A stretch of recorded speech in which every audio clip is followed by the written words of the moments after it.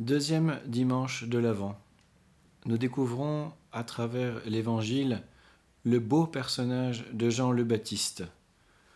La description qui est faite de lui, quelqu'un qui porte un vêtement de poil de chameau, qui se tient avec une ceinture de cuir au rein et qui se nourrit exclusivement de miel sauvage et de sauterelles, nous fait penser d'abord à un personnage extravagant.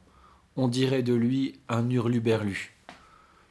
Mais bien plus qu'un hurluberlu, il faut voir en Jean le Baptiste d'abord un prophète, le personnage qui est le lien entre le ciel et la terre, entre Dieu et les hommes.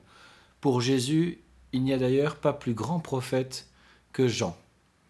Jean-Baptiste est le cousin de Jésus.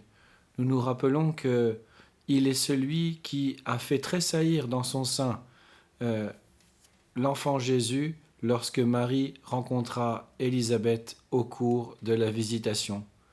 Son cousin, qui n'est autre que le précurseur. Jean, le précurseur, prépare la voie au Messie, au Rédempteur qu'est Jésus. Jean est cette voix qui crie dans le désert.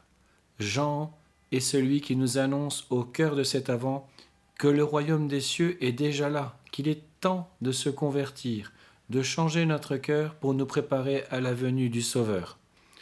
Jean est celui qui nous permet de nous poser cette question: comment nous aussi nous annonçons cette bonne nouvelle du salut à nos frères et sœurs au sein de l'Église?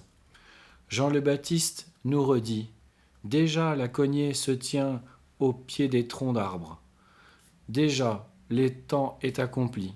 Et nous, que faisons-nous pour montrer aux autres que ce temps est accompli, qu'il ne nous reste plus que 2 semaines pour nous préparer à la venue de Jésus?